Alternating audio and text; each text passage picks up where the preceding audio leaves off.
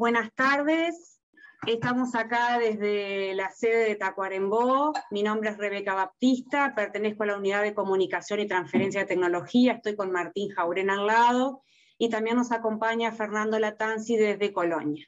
Un gusto nuevamente poder reencontrarnos. La idea de esto es un foro virtual. Como ustedes saben, en estos días estuvimos compartiendo algunos videos. En los videos que hizo Martín Jaurena, los temas que se abordaron eran diferimientos, ajuste de carga y manejo de mejoramientos. Y por otro lado, Fernando Latanzi estuvo compartiendo videos que tenían que ver con el tema complementación del campo natural y suplementación, y después el tema de frecuencia e intensidad de pastoreo óptimos para praderas y verderos. ¿Cómo vamos a estar organizándonos durante la jornada? Hemos recibido algunas preguntas a través de los correos electrónicos. La idea es que en esta primera etapa tanto Martín como Fernando puedan contestar esas preguntas, y luego dejaremos abierto un espacio para intercambiar sobre otras dudas que puedan surgir a lo largo de la jornada, y lo que les vamos a agradecer es que nos hagan llegar las preguntas a través del chat, digamos, que está acá a la derecha de las pantallas de ustedes. Nos van dejando las preguntas y las vamos contestando. Así que bueno, ya damos comienzo, Martín, Fernando, a lo que es ya la respuesta de las preguntas concretas. Buenas tardes, muchas gracias por participar en esta actividad, una actividad nueva para nosotros, que contamos con el apoyo de UGAP, de SUPRA, de la Red de Evaluación de Forrajeras, SUSILVO. También le quiero agradecer a Esteban Carriquiri, que nos dio una mano ahí en la difusión al final de la actividad, el presidente del Plan Agropecuario. Así que bueno, la idea es intercambiar algunos conocimientos. Aquí aprendemos todos, algunos conocimientos de manejo y sobre todo algunas dudas que pueda haber acerca de manejo de pasturas, manejo de campo natural, la interacción del pasto con el suplemento. Ahora en otoño, pensando en que, bueno, se nos viene una época en que va a crecer muy poco el pasto y que hay que tomar decisiones importantes, sobre todo para cuidar el campo natural y para hacerlo muy productivo. Ahí con Fernando vamos a estar poniendo las preguntas que nos llegaron y bueno, vamos a estar compartiendo y respondiendo primero las preguntas que nos llegaron por escrito. Ahí ya buenas tardes a todos, Fernando Latanzi. Estamos viendo las preguntas, ¿no? Yo ya estoy compartiendo Sí. Ahí está, perfecto. ¿Querés empezar vos, Martín, estas de diferimientos? Bueno, agrupamos las preguntas en preguntas que tienen que ver con diferimientos, mejoramiento, manejo de campo natural y algo del tema suplementación, pasturas cultivadas y suplementación. La primera pregunta que nos llegó dice: cuando hablamos de diferimiento de campo natural, estamos hablando de más de 8 centímetros, siempre hablamos de cierre, ¿no se podría pensar en diferir forraje ajustando la carga general, llegar con un mínimo a 6 centímetros? Bueno, esa es la primera pregunta que nos llegó. Sí, por supuesto, cuando trasladar forraje lo podemos hacer con cualquier sistema de pastoreo. Lo único que es más difícil hacerlo en pastoreo continuo, es más difícil sobre todo controlar la calidad de lo que tenemos al inicio, de lo que diferimos, pero hay distintas formas. ¿Por qué? Porque va a haber selectividad, porque es muy probable que estemos favoreciendo el repastoreo. Podemos diferir en distintas situaciones, pero sí, si lo podemos hacer con un cierre planificado, ya venga el potrero pastoreo rotativo o pastoreo continuo, mucho mejor, porque lo podemos preparar a ese potrero. Lo importante es no arrancar un diferimiento ya con forraje maduro, porque ahí nos va a complicar mucho la calidad de forraje si arrancamos con forraje de baja calidad. Estamos pensando, por lo menos, trasladar forraje por 2 o 3 meses, si estamos ahora arrancando en mayo, llevarlo hasta julio, y si podemos, hasta fin de julio o agosto inclusive. Bueno, y la última parte es si no se podría pensar en diferir ajustando la carga general, y es es una estrategia ajustar la carga, y seguro, si bajamos carga en todo el campo, es una forma de aliviar más el campo y de diferir. Yo no sé si diferir, pero es de presionar menos al campo en el momento que menos aporta forraje. Y acá nos dice, sí, llegar con un mínimo de 6,5 centímetros, y sí, es lo ideal, tener por lo menos 6 centímetros de forraje, mantenerse al inicio, a mitad de otoño en el verde, es lo que nos asegura que vamos a salir relativamente bien, vamos a pasar relativamente bien el invierno. La segunda pregunta, hice acá, habíamos presentado un esquemita ahí en el video que les mandé, con recomendaciones de cierre para algunas comunidades de campo natural. Y la pregunta dice, en campos donde no se recomienda el cierre, campos de Axonopus affinis, el pasto chato, o pasto horqueta, como el Paspalmunotatum, o también podría ser lo mismo para la gramilla, la clave estaría llegar con la carga ajustada y buena condición corporal y hacer verdeo en invierno. Si este es el único recurso que tengo a nivel de predios, sí, porque ya sabemos que son campos de verano y voy a tener poco o nada de crecimiento en fin de otoño, no va a crecer nada en invierno y no voy a poder trasladar forraje, entonces no tengo esa herramienta. Si un campo son las únicas comunidades que tengo, sí, ahí lo tengo que complementar con verdeo, complementar con praderas o complementar con suplementación. Disculpen la voz, estoy medio gripado y afónico hace 2 o 3 días y bueno, si hay algo que no se entienda, por favor me lo dicen después. Pasamos a la siguiente, Fernando. Ahí está. Aparecía en el chat un mensaje de alguien que no llegó a ver los videos, Martín. Después que termine el foro, vamos a postear links a todos los videos, que eran 6 videos cortitos. Pero que eso no los inhiba de hacer preguntas ahora sobre los temas generales que vamos a estar tratando. Sí, disculpen, en algunos casos sabemos que por el tamaño del video hubieron algunas dificultades, hay gente que no los pudo ver. Los cargamos ahora al canal de YouTube de INEA. Ahora cuando terminemos la actividad, no lo vamos a poner ahora en el chat para no confundir, cuando terminemos la actividad, agrupamos todos en 4 videos, dos de Fernando y 2 míos, están agrupados por tema, entonces van a quedar todos los links al canal de YouTube, está todo junto ahora. Bueno, después otras preguntas que nos llegaron. Hay 2 preguntas que entiendo son bastante parecidas. Sobre el tema mejoramiento. En uno de los videos estamos planteando la importancia de cuidar mucho el balance leguminosas, especies nativas. Ahí que no se dé ese proceso de sobrecompetencia en el campo natural. Cuando queremos mejorar a un campo natural, siempre precisamos tener un campo fuerte, no un campo tapado de leguminosa. Bueno, la primera pregunta de mejoramientos nos dice si justifican los mejoramientos con leguminosas anuales en tapices frágiles para aumentar sobre todo la proteína en los niveles proteicos en primavera, cuando en esta época también suben los niveles de proteína en los campos naturales. Y quizás le voy a responder junto con la que sigue, porque son bastante parecidas, también creo que tienen bastante que ver, porque la que sigue dice, si hay presencia de Capina noni, ¿es peligroso mejorar con una gramínea anual que deje espacio en verano?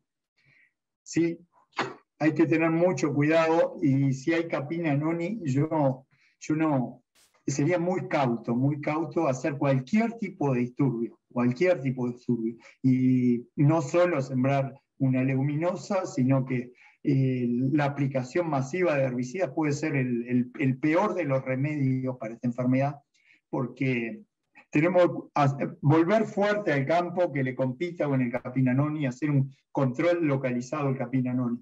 La leguminosa es un disturbio para el campo natural, y sobre todo leguminosas anuales que crecen mucho fin de invierno, primavera, y después, como dicen acá en la pregunta, deja un espacio en verano que va a ser colonizado por otras especies, y ahí tenemos una especie muy agresiva como el Capim anoni, que nos va a generar un problema, y el sembrar una leguminosa y sembrarla sobre todo con un nivel alto de fósforo puede favorecer la expansión del Capim anoni. Así que si hay Capim anoni, primero controlemos el Capim anoni. Cuando esté controlado, y si no hay problema el Capim anoni, ahí sí sembremos la leguminosa.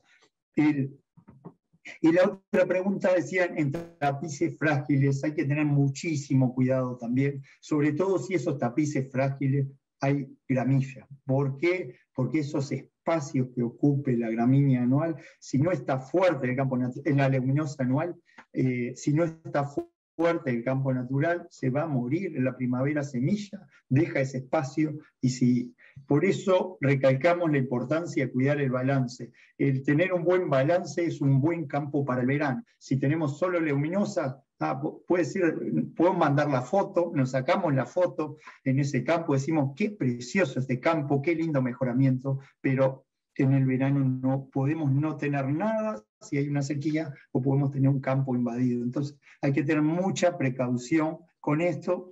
¿Cómo manejar la precaución? Y bueno, con la dosis de fertilizante tratamos de que sean bajas o moderadas, con el pastoreo. El pastoreo ovino sirve para regular. Si vemos que hay años como este, que aunque campos que ni siquiera se han fertilizado, que la leguminosa está compitiendo muchísimo con el campo, en esas situaciones es muy importante también poner el pastoreo, poner los ovinos tienen un rol muy importante en balancear la pastura también. Bueno, y acá la pregunta que sigue dice, moderadas dosis pueden ser, por ejemplo, de fertilización fosfatada, 200 kilos por hectárea de fosforita. Ahí tendríamos que ir a análisis de suelo, tendríamos que ir a otras herramientas, a ver cuánto tenemos de fósforo en el suelo. La ventaja de la fosforita es que tiene residualidad.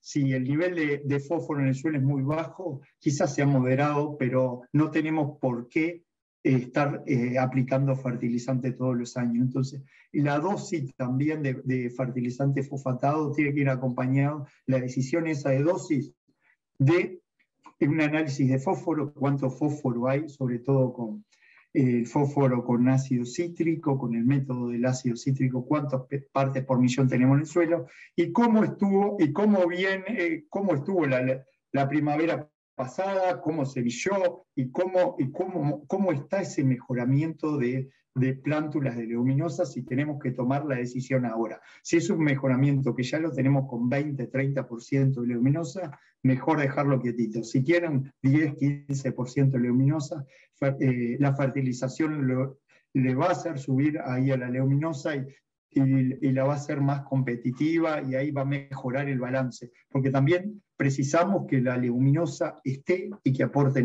nitrógeno. Si está entre un 20 o un 40% en la primavera estaría ideal. Martín, sí. Déjame meter un bocadito. Sí, dale. Una web. Está bien, así tomamos un poquito sobre este tema de cómo fertilizar mejoramientos de campo natural. Ustedes capaz que conocen, INIA hay una web que se llama OptiFert, que ustedes pueden entrar ahí y dependiendo del tipo de suelo que tiene, les va a recomendar, les va a servir para diagnosticar si tienen o no deficiencia. Para mejoramientos de campo ustedes van a ver que no hay opción, está preparado para praderas sembradas y todavía no lo ajustamos para mejoramiento. El que lo quiera usar para mejoramientos, para mí es una excelente guía porque tiene mucho en cuenta si estuviste usando fosforita o no, y el tipo de suelo, que para lo que es la dinámica de fósforo afecta mucho, y la recomendación es que apunten a tener una deficiencia moderada de fósforo en los mejoramientos. Si fueran praderas, la recomendación sería que lo lleven a no tener deficiencia. En mejoramientos, ustedes van a ver que hay un rojo, un amarillo y un verde, pónganlo en amarillo, o apunten a tenerlo en amarillo. Eso les va a permitir, creo que, tener ese balance del que habla Martín.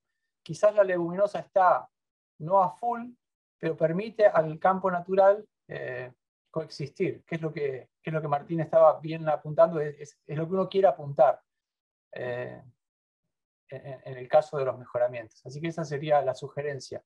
Y en el caso de fosforita, que es la pregunta, depende mucho del tipo de suelo, si la eficiencia técnica que tiene la fosforita es mejor o no que la del soluble.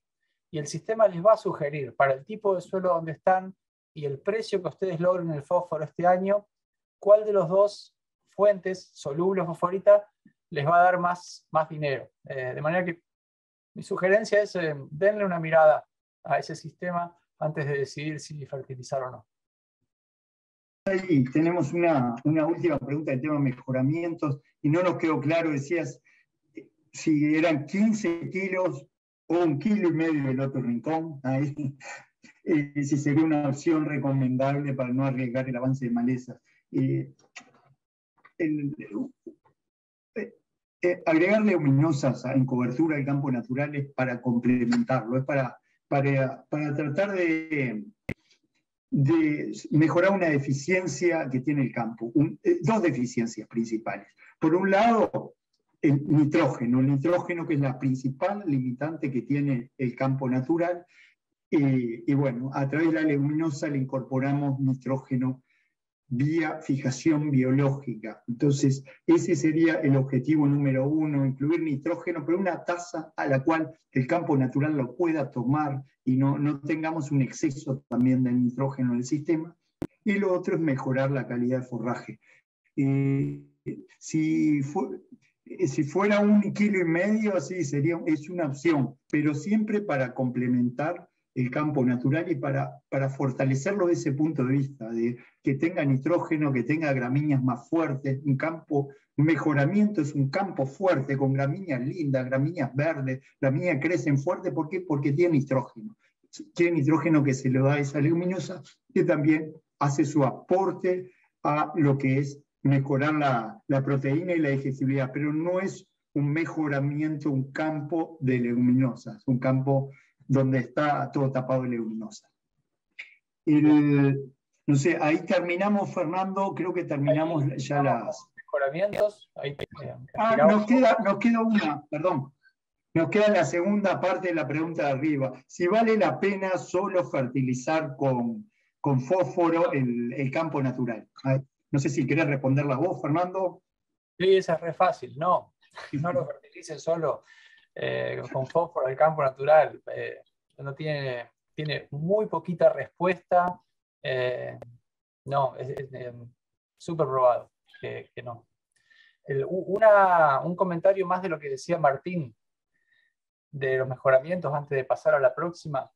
Quizás en esta época, los meses que a mí me parece, o que nos parece que son más críticos de prevenir que la leguminosa tape y sombree a las especies nativas de campo natural, es tipo mitad de septiembre y octubre.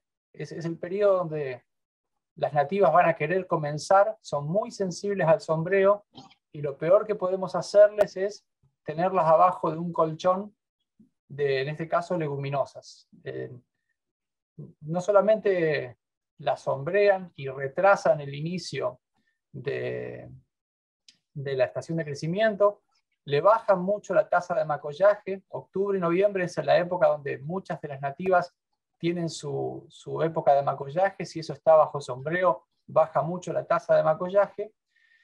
Y finalmente, al estar sombreadas, especies como Paspalum dilatatum, capaz que es la más clara, se ponen muy erectas, ¿no?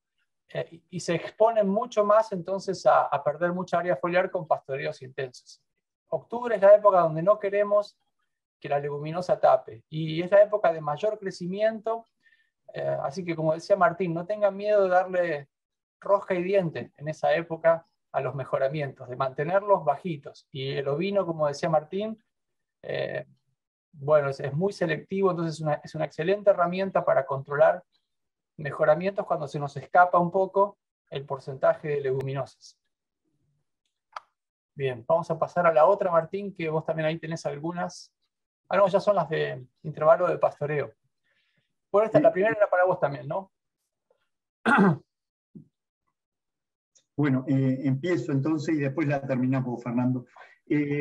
Fernando presentó en uno de los videos ahí un par de gráficas con el intervalo óptimo de defoliación para distintos momentos del año, para festuca y para raigrás.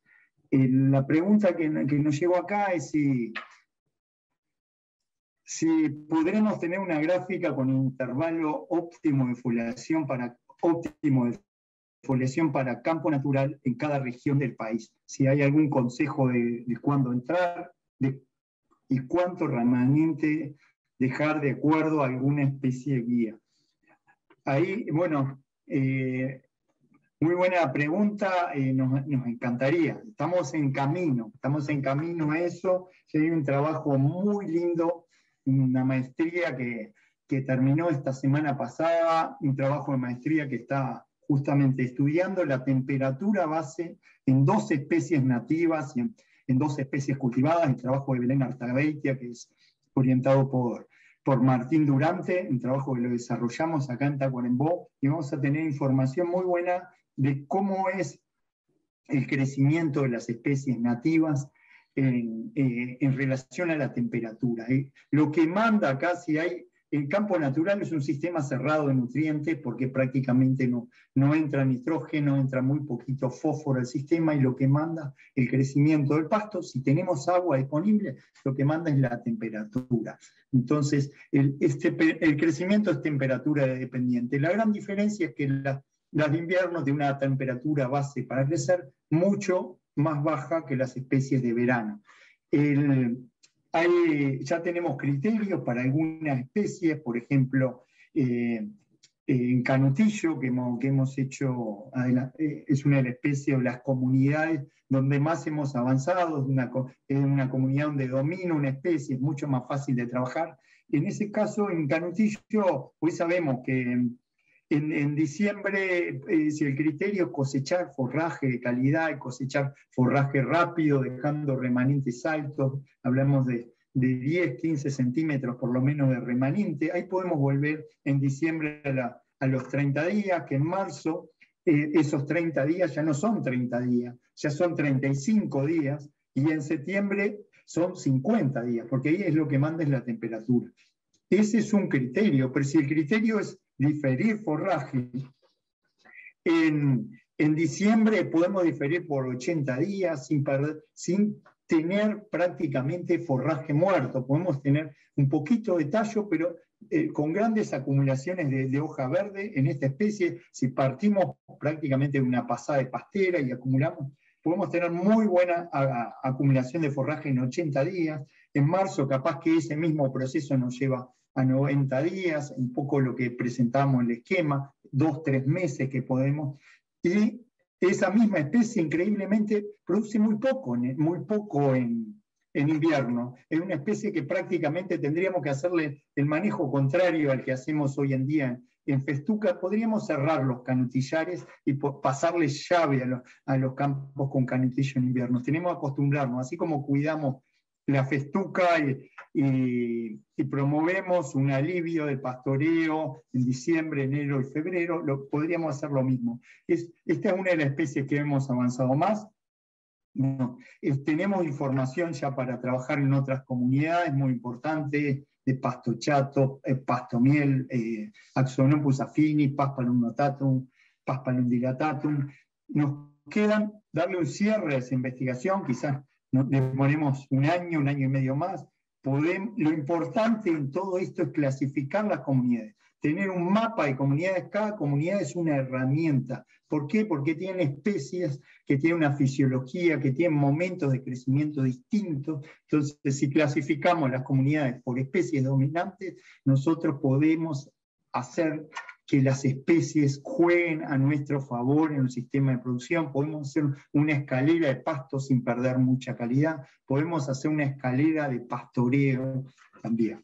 Entonces, vamos a tener una herramienta muy linda en los próximos meses que nos va a permitir clasificar comunidades, una aplicación que está terminando de desarrollar el colega Martín Durante, que estaría muy bueno para para llevar a hacerlo. Así que muy buena pregunta. Estamos en el camino. Para algunas especies ya tenemos algunos consejos de pastoreo. En cuanto al remanente, ahí tenemos distintas opciones. Podemos dejar más o menos remanente. Lo único es que si dejamos menos remanente, tenemos que cuidar mucho más después el pastoreo, el ciclo de pastoreo, el descanso, hacerlo más largo. Bien. Una complementación a lo que dijo Martín, que es perfecto. Justo en esta época, o sea, mitad de mayo hasta mitad de septiembre, no hay mucho valor en tener esos intervalos óptimos de defoliación para campo natural. ¿Por qué? Porque no tenemos realmente mucho rebrote. Y el tema de no entrar muy tarde o muy temprano a las parcelas es cuando la planta está creciendo y acumula hojas, etc. Ustedes van a ver, y supongo que ya lo deben saber, campo natural, más o menos de ahora, sobre todo si empiezan a caer heladas, hasta septiembre van a haber poco crecimiento. Y entonces lo que uno hace ahora es lo que decía Martín al principio. Ver cuánto pasto tenés. Yo le sumaría ver cuánto de ese pasto que está acumulado es verde, que es el principal determinante de la calidad nutritiva de lo que el animal se va a encontrar hoy en el campo. No tanto de qué especie es o qué especie no es, sino cuánto de lo que está ahí en oferta está de color verde y cuánto está seco, ¿no? Y con eso, hacer como si fuera un presupuesto, con la idea de que el remanente que ustedes quieren dejar en todo ese campo natural, que hoy está 6, 7, 8 o lo que sean de centímetros que ustedes tengan, que no quede muy abajo de 4 centímetros a mitad de septiembre. ¿Por qué? Porque si vos lo llevas muy abajo, esos últimos centímetros, le estás sacando capacidad de rebrote en septiembre. Entonces, Martín en otras jornadas mostró unos datos muy lindos de cómo la tasa de crecimiento que vos tenés de campos naturales en septiembre y en octubre, o sea, primavera, depende mucho de a qué altura lo dejaste a fin del invierno. Y yo sé que parecen pocos centímetros, es decir, bueno, estamos hablando de 4 o 2 o 5, 1 centímetro, después yo tengo que ir al predio y manejar eso es muy difícil. Y es verdad, es muy difícil, pero para la planta, pasar de 4 a 2 es el día y la noche. Pasar de 8 a 6 no pasa nada. De 6 a 4 mantiene la capacidad de rebrote. Cuando entras abajo de 4, empezás a afectar muchísimo la capacidad de ese macollo de macollar, de producir en primavera. Entonces, en cuanto a remanente, ¿cuándo entrar y cuánto remanente? Son dos preguntas que para lo que es campo natural, de ahora hasta septiembre, úsenlo como si tuvieran el pasto en el freezer y lo van comiendo de a poquito. De manera que nunca dejen abajo de 4 y que idealmente ustedes llegan al 20 de septiembre con todo su campo natural 4 o 5. Y ahí arranca la primavera de nuevo. Entonces, comieron todo el pasto que estaba acumulado sin afectar la capacidad de rebrote primaveral. Y esa capacidad de rebrote primaveral, Martín lo muestra muy bien, no es un efecto chiquito. Es perder un mes de primavera si vos lo dejaste muy bajito. O sea, la primavera puede empezar en octubre o puede empezar en noviembre, solo como consecuencia del manejo que ustedes hagan de los remanentes ahora en invierno. Y son pocos centímetros, sí, pero lo mismo para festuca. Con la festuca, cuando decíamos, Martín, hay que cuidarla en verano, no pasar de 8, 7, y la gente dice, bueno, 8, 7, 6, 5, es todo más o menos lo mismo. No, no es lo mismo. Si lo pones abajo de 5, la festuca se muere. Campo natural no se muere porque es súper resiliente, pero te lo cobra en tasa de crecimiento primaveral. Y en cuán temprano te da ese crecimiento. Así que reforzar ese punto que hizo Martín. ¿Te parece, Martín, ahí o querés agregar algo más? Estás muteado. Ahí estoy ahora. Fernando, sí, esto es crítico justamente porque nos puede perder no solo varios meses de primavera, si entramos con con muy bajos remanentes. ¿Por qué? Porque entramos con una densidad de pasto muy bajo, entonces vienen las mejores condiciones de crecimiento y no tenemos pantallas solares ahí para atrapar la luz. Esto es un negocio de captura de luz, sobre todo el crecimiento y sobre todo en campo natural. Entonces, clave, si hablamos, nos puede parecer muy poco, pasar de 3 a 6 centímetros, puede ser el doble de crecimiento y sobre todo el doble en crecimiento en especies invernales, las que más vamos a depender ahora. Entonces, cuanto más sobrepastoreamos en otoño e invierno, bueno, va a crecer menos el pasto en otoño e invierno, pero también se nos va a complicar el arranque de la primavera. Perfecto. Y respondemos la última pregunta sobre suplementación y después ya abrimos el foro a lo que ustedes quieran comentar ahora, ¿no? Una de las formas que tenemos de mantener carga y animales bien alimentados sin llegar a sobrepastorear es darle de comer otras cosas en esta época donde los requerimientos de nuestros rodeos son mayores que la tasa de crecimiento que nos ofrece predios con base de campo natural, ¿no? Y suplementación es una de las herramientas que podemos usar para darle de comer otra cosa a los animales. Bien. En el video que circulamos yo les mostraba cómo la eficiencia de uso de suplementación, o sea, cuántos kilos de materia seca de suplemento yo le tengo que dar a mi animal para que gane 1 kilo más que el animal no suplementado. Es un término que se usa bastante, que nos simplifica entenderlo. No es que van a ganar siempre 1 kilo, pero sí esa relación de kilos de materia seca de suplemento por kilo de peso vivo extra es un parámetro importante a entender. Por la parte biológica, por supuesto, y por la parte económica. Es uno de los principales determinantes de si en una condición, de una cierta condición, te conviene económicamente suplementar o no. Y el video lo que mostraba, o que hacía mucha énfasis, es sobre qué diferimiento estás ofreciendo la suplementación. No todos los diferimientos son iguales. Y es un caso bien específico de las condiciones de los campos naturales de Uruguay cuando vas a suplementar sobre diferimientos.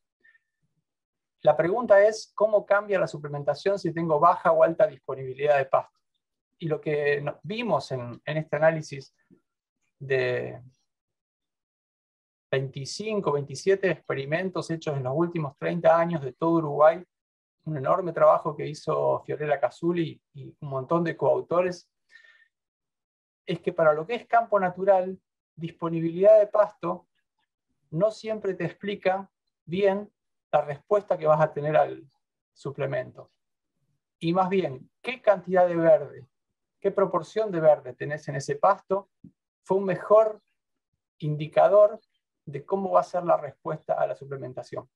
Yo me voy a tomar para mostrarles ese gráfico y mostrarles ahí qué es lo que quiero decir.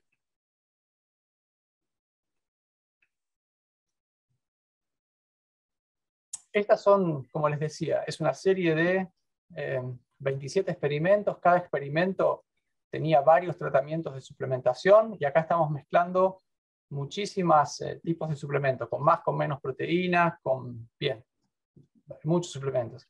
Es todo en machos, pero hay machos post-destete, hay machos de sobreaño. Y una de las cosas que más clara sale de este análisis es cómo la ganancia de peso que nosotros tenemos por animal sobre diferimientos de campo natural, cuando no suplementamos, que son los verdes, están muy asociados a cuánta es la proporción de biomasa verde que tenemos en el diferimiento. Un 20%, un 40%, un 50%. Y fíjense cómo la respuesta a la suplementación, o sea, cuál es el incremento en ganancia de peso que tenemos con suplementación, es más chiquito acá que acá. Entonces, cuando tenemos más verde, tenemos más ganancia en el testigo y también más respuesta a la suplementación. Y lo otro, que realmente no lo teníamos hasta que apareció este análisis, es esto. Ahí en línea punteada es exactamente lo mismo, pero solamente usando datos de los inviernos que clasificamos como duros climáticamente. Inviernos con muchas heladas y con temperaturas mínimas muy bajas. Entonces fíjense cómo si el animal estaba suplementado, no hay mucho efecto en la ganancia de peso.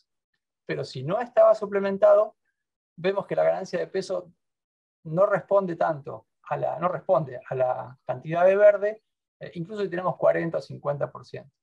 Entonces es otro efecto que es muy interesante, es muy consistente, digamos, porque a pesar de la variabilidad que uno ve, son muchos ensayos, muchos animales que están probando ahí, y que aparece esa respuesta es muy indicadora. Nadie sabe cómo va a venir de frío este invierno, ¿no? Pero la previsión es que no va a ser el invierno más templadito que vamos a tener de los últimos años. Y si hay algo de previsión, más bien va a ser para el lado un poco más frío y un poco más seco. Después veremos qué hay. Pero bueno, tener esta ayuda de la suplementación para que el animal no sea tan afectado por un clima que no es benigno, es bueno. Hay un efecto del frío que es clarito sobre cuánto material verde van a dar. Fíjense cómo cuando no hace frío, la cantidad de verde de los diferimientos puede llegar hasta, había diferimientos con 80% de verde, un poco raro, ¿no? Pero había 60%, había muchos.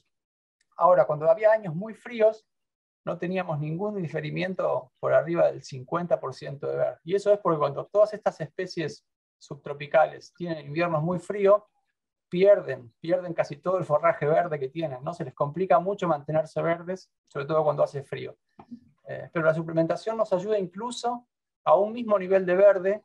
Fíjense cómo acá se cae la ganancia de peso y acá no. Bien.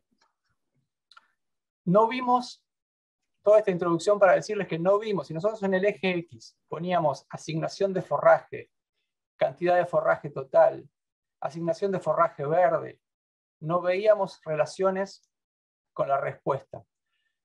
No entendemos justo por qué. Pensamos que es porque campo natural o los diferimientos de campo natural son una situación muy particular. Yo voy a hacer un poquito de énfasis en esto para aquellos de ustedes que les gusta la parte técnica. Este es un gráfico un poco complicado, pero se los voy a contar de a poquito. Acá lo que vemos es, en el eje X, cuál es la relación entre energía, expresada en unidades que usan los de Estados Unidos, porque toda esta información viene de Estados Unidos, la relación energía-proteína del forraje ofrecido. Y en el eje Y, si estamos debajo de 0, quiere decir que los animales suplementados comieron menos forraje. Hubo lo que se llama sustitución. Y todos estos puntitos redondos es lo que pasa en todas las pasturas sembradas o cuando uno va a suplementar sobre verdeos o sobre praderas. Y es lo mismo que se vio en Uruguay, un análisis muy lindo, muy completo que hizo Juan Clarillet y colaboradores. Ellos ven esto.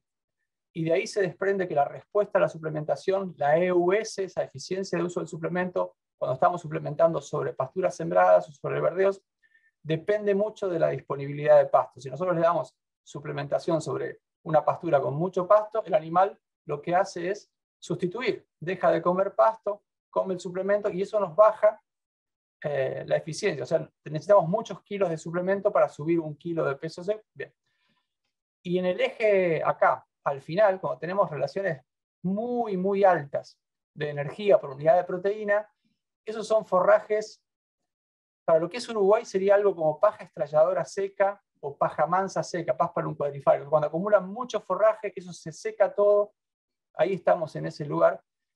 Y es más común, por ejemplo, de situaciones con una estación seca de crecimiento, como es Australia o como es acá en estas grasslands, estas prairies de Estados Unidos, ¿no? En invierno hay nieve y no llueve, y eso se seca todo. Entonces el animal está comiendo pasto seco 100%. Ahí es donde uno ve que el suplementado, fíjense, está por arriba del 0. O sea, uno le da suplemento y el animal suplementado va a comer más suplemento y pasto, porque el suplemento, como tiene proteína, le ayuda a digerir y le mejora el funcionamiento del rumen y el animal va a comer más. Y eso es lo que a veces en Uruguay se escucha, bueno, le doy bloques de proteína, le doy proteína para aumentar eso, y ahí es donde vemos esas eficiencias. Bueno, Uruguay funciona entre 7 y 12. Es raro para la base de datos que teníamos, que no incluía pajonales de paja estrelladora o de Paspalum quadrifarium. tener valores tan altos, o sea, tener tan poca proteína por unidad de energía. Fíjense que incluso cuando tenemos... ¿dónde estaba? Cuando tenemos 80% de muerto, medio que tenemos 6%, 5% de proteína. Entonces es difícil para las especies y las condiciones de los campos naturales de Uruguay caerse por debajo de 5 o 6% de proteína. ¿Qué es lo que pasa con esos lugares con tanto material seco, ¿no? Y lo que pasa en este intermedio, digamos, es que no estamos ni con mucha sustitución, ni con mucha de este efecto de incremento, ¿no? Estamos medio en el medio. Y es por eso, me parece, que no vemos una respuesta a cuánta biomasa hay. Porque el animal como que sustituye un poco, pero también le mejora la digestibilidad de lo que está comiendo, y no vemos una respuesta neta ni para un lado ni para el otro. Y eso me parece que es lo que explica las dos cosas.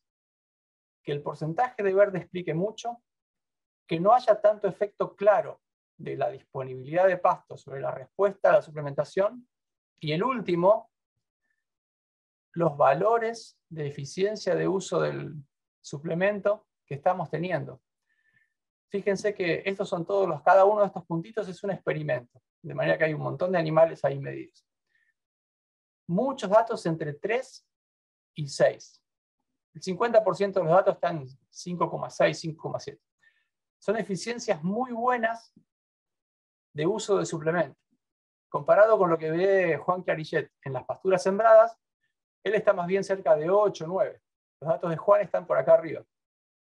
El suplementar sobre campo natural diferido tiene este puntito de que las eficiencias son generalmente buenas y que dependen mucho de a qué ganancia de peso logramos diferenciar nuestro testigo. Entonces, si nosotros estamos ganando 400 gramos o más que el animal no suplementado, casi siempre estamos con eficiencias de uso del suplemento abajo de 6, que son muy buenas. Si por alguna razón nuestra suplementación no anda bien, la dimos mal, los animales tienen mala sanidad, o le dimos poco suplemento, ahí es donde vamos a valores altos, realmente muy altos. Pero si no, hay mucha chance de tener suplementaciones en el rango, en un rango muy, muy bueno de respuesta. Yo capaz que lo voy a dejar por ahí, espero que salgan más preguntas de esto en las charlas, y con esa terminábamos las preguntas que teníamos, que nos habían enviado por email.